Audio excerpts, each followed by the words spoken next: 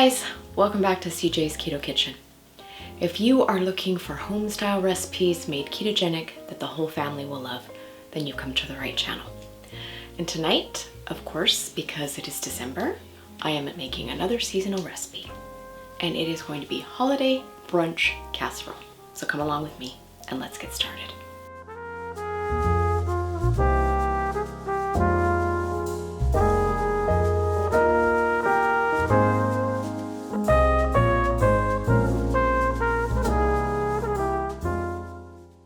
When I was assisting in putting together our latest cookbook, which you can get now, it is Holiday Classics here at Cjsketokitchen, I noticed that we had not very many breakfast recipes, and I wanted to change that for next year's cookbook, hopefully. So I went ahead and made another holiday breakfast casserole, and this one is actually Holiday Brunch Casserole. It's great for making ahead, even overnight or freezing, and it'll be wonderful for Christmas morning or for New Year's Day. So let's go ahead and get started. You are going to need to preheat your oven to 375 degrees. You are going to need a 7 by 11 inch baking dish. You could use a 9 by 13, but the profile of your slices of brunch casserole will be a little thinner if you do that. So I have 12 ounces of cooked breakfast sausage here. I also have about 6 slices of crumbled bacon. I'm going to place both of our meats into the bottom of our casserole dish.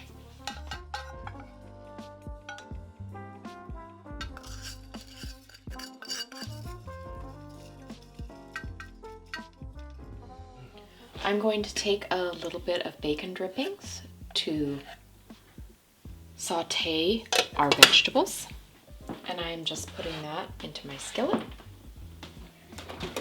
So the vegetables that we are going to be using tonight is bell peppers. I have half of a red one and half of a green one. You can use any color that you wanted. I wanted Christmas colors for obvious reasons. And a half of a chopped onion. The last vegetable is going to be spinach, and we're going to be using about 3 cups of that. So I'm going to put all of these into my skillet and saute them for just a few minutes just to get them softened.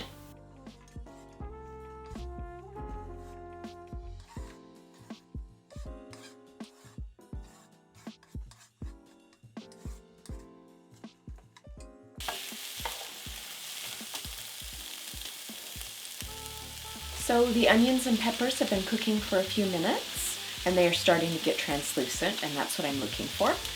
Now I'm going to add about 3 cups of fresh spinach. If you are going to use frozen spinach, you just need to make sure that it is very well drained.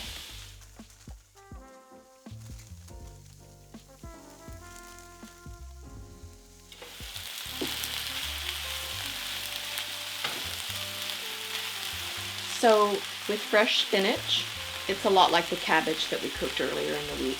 It takes up a lot of volume when it's fresh in the skillet, but it is going to break down, and you will be surprised how little it looks in a few minutes. So don't worry about it looking like it's going to create too much volume for our casserole. So while we are letting this finish sauteing, we are going to go to our next step. Next step I'm going to do in my blender, which is the egg part of our holiday brunch casserole. If you don't have a blender, you can just mix this up in a bowl. I just happen to like the air that gets into my eggs, makes them light and fluffy. Speaking of eggs, this casserole has an entire dozen in it. So I'm going to crack all of these eggs into my blender, and then we can continue.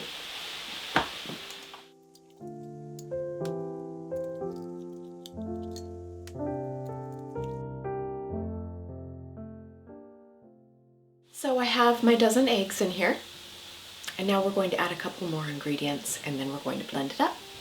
I have 2 cloves of fresh garlic. You could use powdered if you don't have fresh or don't prefer fresh. So I'm going to put in some pink Himalayan sea salt.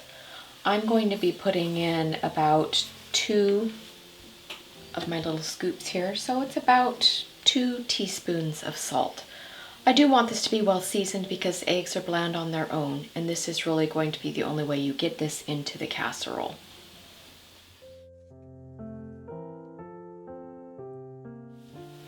I also have about a teaspoon of fresh ground pepper.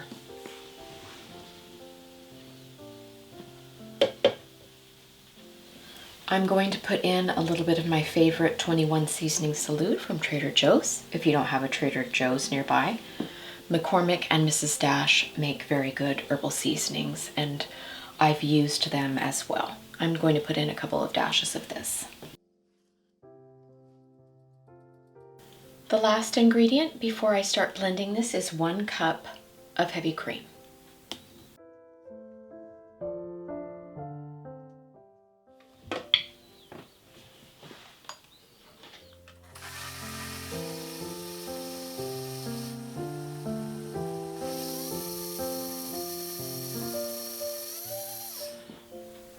Okay, so remember we have our meats in the bottom of our 7 by 11 baking dish, and I am now going to place our sauteed vegetables on a layer above it.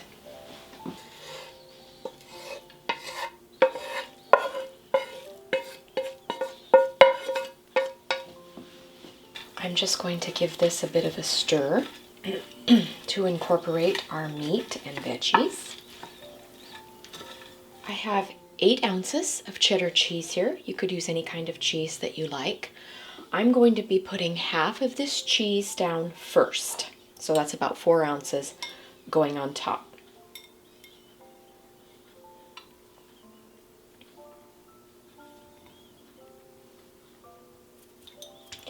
Now I'm going to pour our egg mixture on top.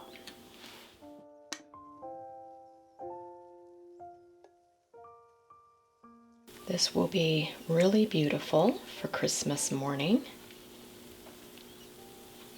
You can also make this ahead and you can freeze it as well, and I will have instructions for both of those on our blog at Cjsketokitchen.com.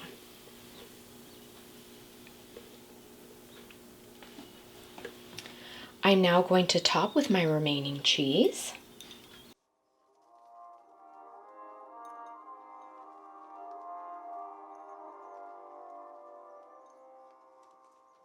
So our holiday casserole is going to go into our 375-degree oven for about 35 to 40 minutes, or until it's lightly brown on the top. And then you're going to want to take it out and let it sit for about 15 minutes before you serve it.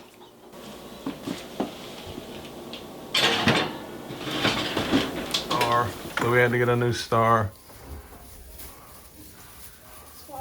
Ready? Sammy's doing the honors. Okay, we need to connect the other lights to something.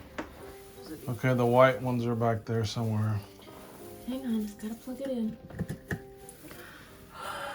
Oh my goodness! And we can put my angel on. Yep. All right, Donner. You got a new crown. Yeah, you need to go behind so you don't show. I need you and Mama to stand next to each other. Okay.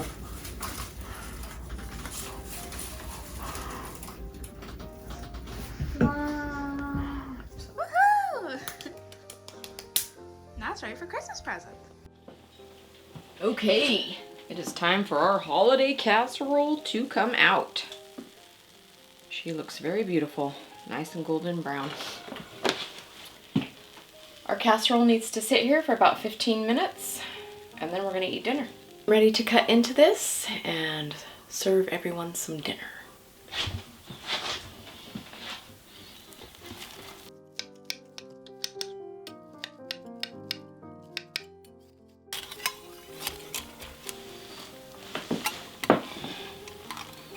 The first piece is always the most difficult to get out of every casserole. There you can see the beautiful green and red, perfect for Christmas. Okay, it's time to dig into our delicious holiday brunch casserole. And even though it's not brunch, it's dinner time. I'm excited, and I bet CJ is too. Taste test number 4. It is a Saturday afternoon. It's about 2:45 here in the Pacific Northwest. I'm working on the video. Sarah is actually away for the weekend with her mom and her sisters. Her sisters have flown into town, so she's hanging out with her family, which is cool. And I got to the part of the taste test when I'm editing the video, and it was just really bad as far as the quality of the sound. Not really sure what happened, but that doesn't matter. So this is what's left of the holiday keto brunch casserole. We made this on Thursday night. I'm gonna tell you how it tastes now. This is really good. This does not taste like I thought it would taste. I was expecting more eggy taste. I wouldn't know that there's eggs in here. The eggs provide a good texture. I would think it's something like, I don't want to say couscous or something, but I would almost think it's some kind of pasta just because of the texture of it. And I just can't think of what it would be, but I don't taste a lot of egg. That's what I'm trying to get at. And the flavors have really mellowed out even since Thursday night. So just like most casseroles, it gets better as it sits. The peppers have kind of mellowed out a little bit more, and so they're there. You taste them, but they're not as forward as they were right when we made the casserole. Our entire family enjoyed this, and this is a really good casserole that you should add to your arsenal for keto dishes.